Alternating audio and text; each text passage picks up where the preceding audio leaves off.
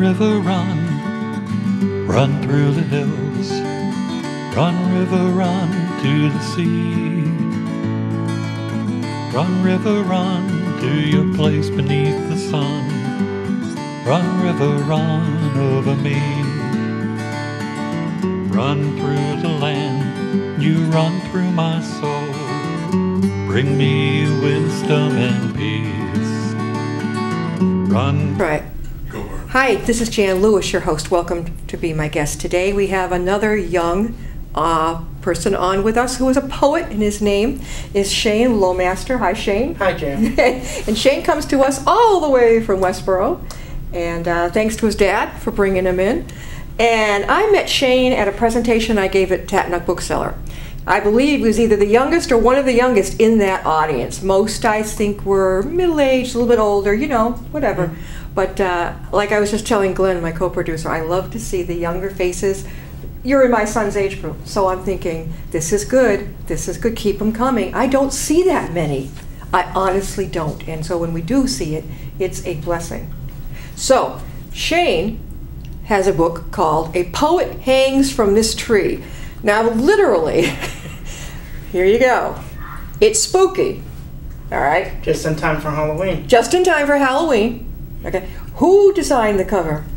This cover was designed by my friend Vanessa Clark. She's been a graphics design artist for 20 years and is an awesome lady.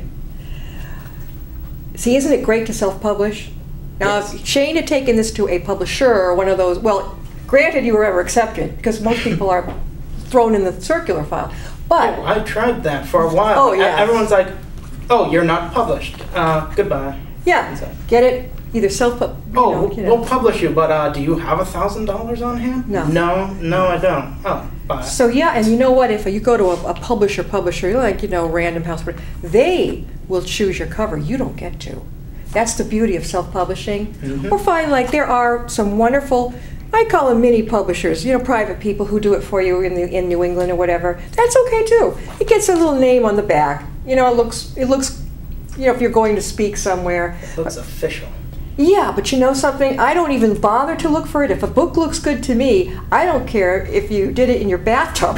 I'm going to read it, you know what I'm saying? So it's called A Poet Hangs from This Tree. Shane, take us back to when you started writing poetry.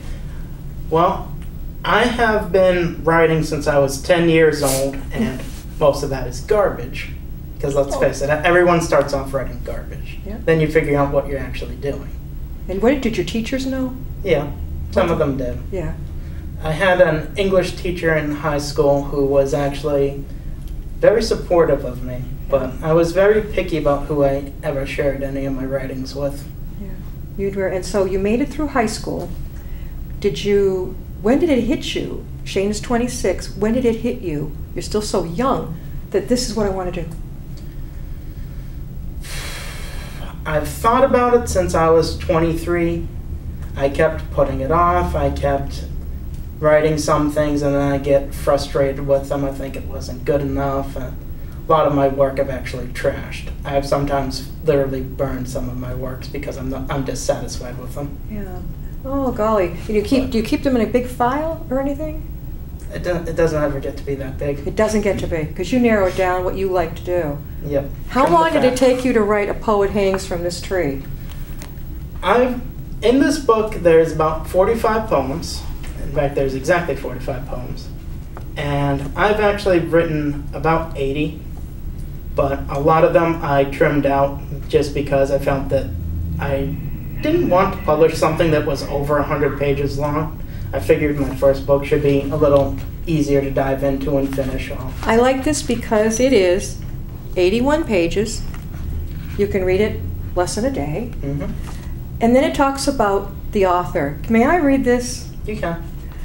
You talk about honesty, humility. I love this. About our author. And he wrote on the back, I barely graduated high school. I flaked out of working because of health problems, which have only grown in number. I dedicated myself to creative pursuits to try and escape the demons of depression, anxiety, and my own past. You're not the first young person we've had on who's dealing with this. By many counts, I am a failure.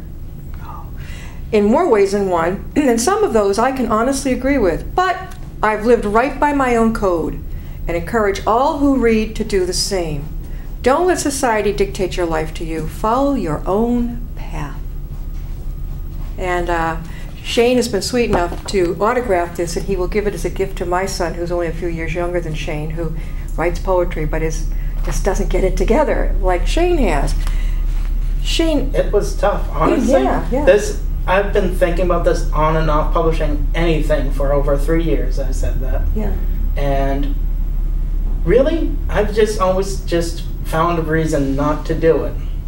And I actually have you to thank. I have 2 people really to thank with this book.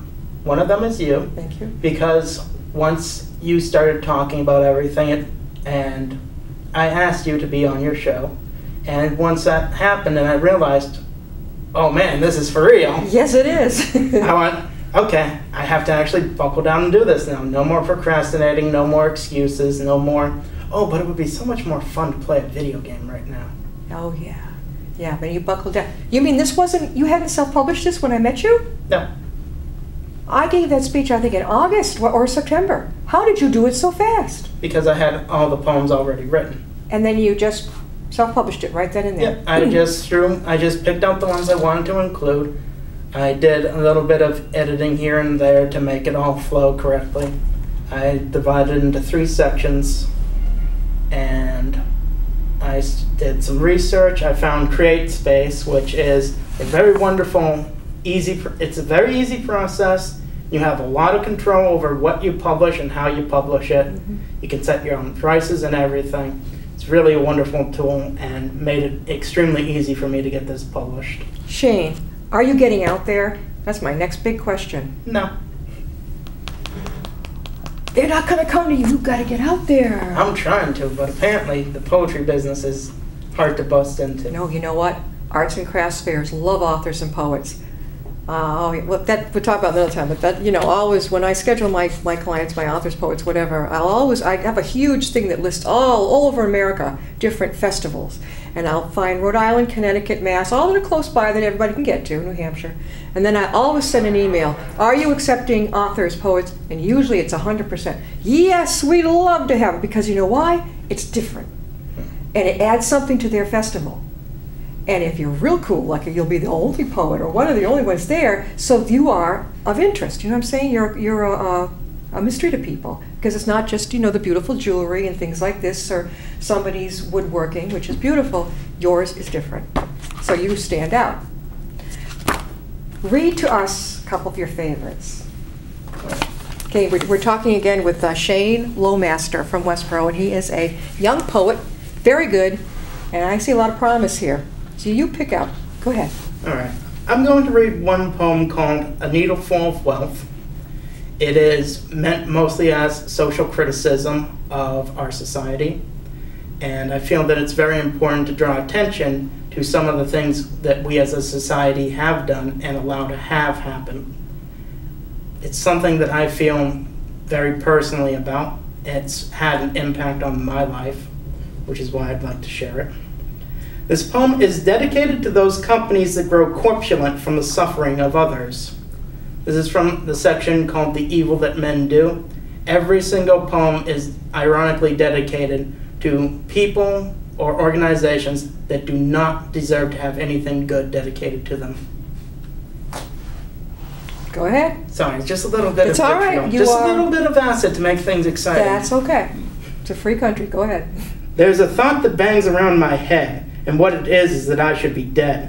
Needles full of drugs are what allow me to live, so doctor, won't you give me some more? I'd hate to run out, because when it gets high I scream and shout, and then I feel ready to commit a wrathful sin. But when it's low I most often pout until the hallucinations kick in. Always watching, always waiting, every day I am hating. My immune system, you see, won't leave normal things be, and has decided that my body must be destroyed. Every day I give it my best, but there are so many things that I cannot do, and more often than not it makes me quite blue. I curse my existence and wish for the resistance to a cure to end. But day after day, the same things they always say. Why cure what we can treat? Our deadlines we would never meet if we were to cure these people. They are worth far too much, better sick than healthy, for how else can I get wealthy? Not only does he write them well, you tell them well. You have presence. So that if you were to give a speech or present, you know, at book signing somewhere, you've already got one of the main skills I always ask a poet or an author. Can you get up there and present it? Emotions are important. You'll draw people in if you can properly display the emotions that you want to display. Well, you're on your way. Keep going. Why don't you pick one? You want me to? I'll read your favorite. All right. Oh, okay. All right. Well, I don't know if I have a favorite. They're all so good. Where's that one? Let's see. All right. I like The Boat Sinks. Try that one. Okay. Okay. This is a depressing little ditty. No, but I can rise above it. It's hard to stay afloat when there's a hole in your boat, and I do not mean to gloat as to how it is I've gone this far. But now I wonder how it can be that before every gate is a gilded bar, offering me no entrance that I can see. Read the one next to it now. Street Rat's Lament. This is a poem that is about the poor and downtrodden of our society. People that a lot of people treat horribly. A lot of people get angry. They aren't helpful. These people suffer more than they need to, more than they should. My belly rumbles as my friend grumbles. From this garbage can, there is no food or even anything good which we could trade. A bit of whiskey would be nice right about now, but I couldn't afford to pay the price, nor can I even think of how I'd scrimp and save when my last quarter I gave to one even worse than I. You are amazing. Shane, tell us a little bit about your own experiences. I can tell from your writing that you have been through HELL in your own life. I can tell. Share with us there's a lot of young eyes and ears watching this show. Can you share what you've been through? In 2 words, a lot. Yeah. In a lot of words, I've been through several major health crises, including being technically dead, which, you know, hey, I'm like Lazarus now. Yeah, you rose again, yeah. Back from the dead. I've dealt with bullying throughout middle school and high school. I did a bit of bullying myself once I bulked up and stopped accepting the brutality of other kids. Yeah. And it really is. It's brutal. And it's even worse because the school systems itself, they don't want to help. When people fight back against the bullies that have been tormenting them for years, it's the ones that have always been the victim that end up getting blamed. Yes. And it's horrible. Yeah. I do want to say something out there to anyone that is getting bullied. Don't put up with that BS. Stand your ground. Find a way to make it work. If you have to sneak around and avoid people, do it. If you can get in their face and show them that you're not some weak little lamb that you can be a lion too, do it. And so that affected you. It did. Was that all through high school? It was all through middle school. High school, I was big enough that I was not targeted because there were too many other easier people. Really, bullies are weak. If you carry yourself big, they won't bother you all that much. For after high school, what did you do, Shane? Did you opt to college, or did you opt not to do that yet? I decided not to go to college because most of the things I would like to pursue would get me a degree, and the degree itself wouldn't really get me anything at all, except mountains and mountains of crushing debt. It costs. I've always been interested in philosophy, and so what I've actually done is I've taken after both Socrates and Aristotle, both of whom agreed that the institutionalization of philosophy was actually a bad thing because it would cause a lot of independent thought and criticism to be filtered out. Did you ever get to the point, you mentioned health issues, but just generally, did you ever get to the point where you really had to go to the hospital? Yes. Yeah. That's very common with a lot of the people. Your power of example. Don't be afraid to go. Yeah, it can be scary. Here's the thing about problems, especially health problems. If you ignore them, they're not going to go away. If you have a problem, you talk to your doctor about it, you find a solution, and then you carry through with it. If you leave it alone, it's going to get worse. and then it might get to the point where you can't do anything. And then a lot of the, I say kids, I mean it with all respect, in your age group, are self-medicating, as did in my age group and others, but I see, being a mother myself, I'm very aware of that self-medicating, especially if there's a mental health issue or two. Mm-hmm. You know, I've seen it very close in my own life, and I've seen this, and it's like, but there's nothing, you cannot control it. You can't control someone else. They're on their own, and with dignity, they're going to find their own way, hopefully. Mm-hmm. What would you suggest? Now, we're getting back to Shane's poetry. He says that there's another book coming. What would that be? I'm actually going to be writing a book of short stories, some of which will be actually expanded upon from some of the poems. There's one poem in here that is actually 4 pages long, so it's already a story of its own.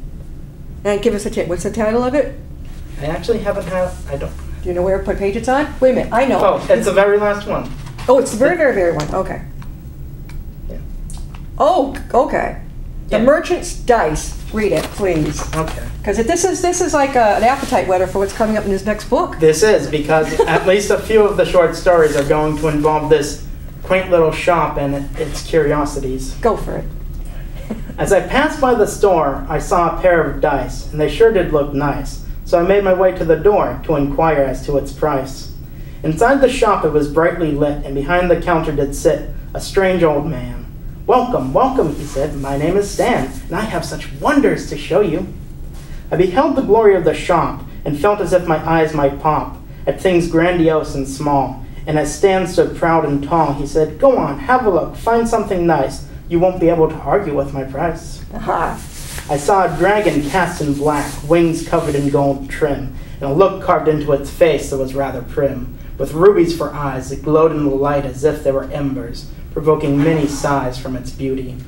I turned and beheld a walking staff, made from a branch that was felled from the mighty Yggdrasil, Stan said to me. And though it was nice, I wondered how that could be, and if it were, what was its price.